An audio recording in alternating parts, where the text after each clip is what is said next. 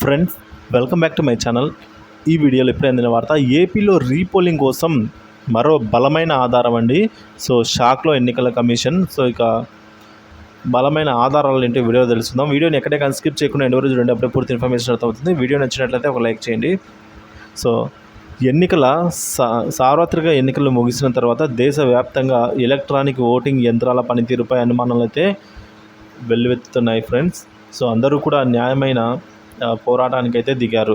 ఇక లోక్సభ ఎన్నికల్లో ఈవీఎంలు యథేచ్ఛగా ట్యాంపరింగ్ చేశారని, వాటిలో రికార్డైన ఫలితాలను తారుమారు చేశారంటూ కుప్పలు తెప్పలుగా వార్తలు అయితే వస్తున్నాయి. దాదాపుగా 140కి పైగా లోక్సభ నియోజకవర్గాల్లో ఓటర్ల జాబితా కంటే అధికంగా ఓట్లు పోలు కావడమే దీనికి నిదర్శనం అనేది కూడా మనకు చెప్తూ ఉన్నారు ఫ్రెండ్స్. సో మరి senior advocate Prashant Bhushan, Congress party Lok Sabha మాజీ సభ్యుడు ఉండవల్లి అరుణ్ కుమార్ ఇప్పటికీ ఈ అంశంపై గలం విప్పారు. ప్రశాంత్ భూషణ్ అడుగు ముందుకేసి న్యాయ పోరాటానికి అయితే సిద్ధపడుతున్నారు ఫ్రెండ్స్.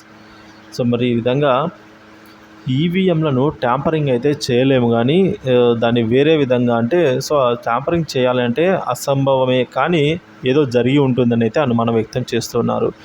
సో న్యాయ పోరాటానికి అయితే అందరూ కూడా ఇప్పుడు సిద్ధమయ్యారు. సో ప్రత్యేకించి ఏపీలో వెలువడిన ఫలితాలు రాష్ట్ర ప్రజలను ఆశ్చర్యానికి అయితే గురి చేస్తున్నాయి. ఎందుకంటే రాష్ట్రంలో 175 అసెంబ్లీ నియోజకవర్గాలను గెలుచుకుంటామనే ధీమాతో ఉన్న వైఎస్ఆర్ కాంగ్రెస్ పార్టీ ఇప్పుడు కేవలం 11 సీట్లకు మాత్రమే పరిమితం కావడం దీనిపై ప్రధాన కారణం అండి. ఇది అనేక నియోజకవర్గాల్లో వేల కొద్ది ఓట్ల తేడాతో ఓడిపోయారు. వైసీపీ జస్ట్ 1000-2000 అట్లా ఓడిపోయారు అభ్యర్థులంతా. సో పోలింగ్ ముగిసిన తర్వాత చోటు చేసుకున్న కొన్ని పరిణామాలు సైతం ఓటింగ్ ప్రక్రియపై అయితే అనుమానాలు రేకెత్తించేలా చేసిందని అయితే వాదనలు లేకపోలేదు.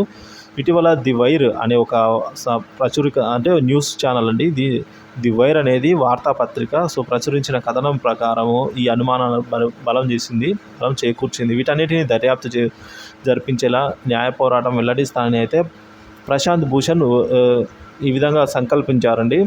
సో ఈ పరిణామాల మధ్య అయితే ఈవీఎంల పనితీరుపై అనుమానాలను మరింత బలాన్ని కలిగించే సంఘటన తాజాగా చోటు చేసుకుంది. శివసేన సో ఏక్నాథ్ షిండే వర్గంలో శివసేన లోక్సభ సభ్యుడు రవీంద్ర వైకర్ బామర్ది మంగేష్ ఫండిల్కా సో ఈయన స్ట్రాంగ్ రూమ్లో భద్రపరిచిన ఈవీఎంలను తన మొబైల్ ఫోన్ ద్వారా అలా ఇలా ద్వారా తెరిచారండి. ఆయన ఓపెన్ చేసిన సంఘటనపై ఆయన కేసు కూడా నమోదైంది.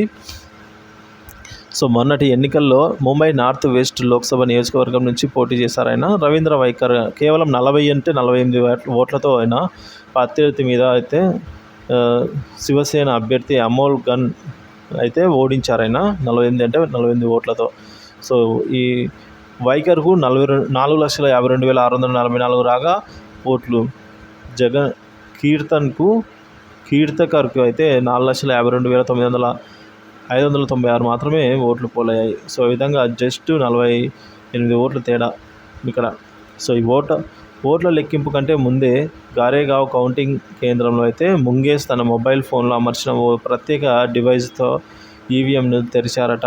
ఈ విషయాన్ని ఇదే లోక్సభ నియోజకవర్గం నుంచి పోటీ చేసిన స్వతంత్ర అభ్యర్థి గుర్తించారు. దీన్ని రిటర్నింగ్ అధికారి దినేష్ గౌరవ్ దృష్టికి తీసుకెళ్లారు. ఆయన ఫిర్యాదు మేరకు పోలీసులు కేసు నమోదు చేశారు. ఐపీసీ సెక్షన్ 188 కింద అయితే కేసు కూడా దాఖలు చేశారు. సో మొత్తానికి చూసుకున్నట్లయితే ఈ విధంగా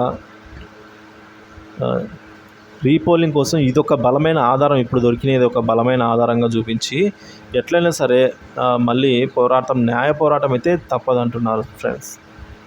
దీనిపై మీ అభిప్రాయాన్ని కామెంట్ చేయండి. వీడియో నచ్చితే లైక్ చేయండి, షేర్ చేయండి. Thank you for watching this video. Please subscribe my channel.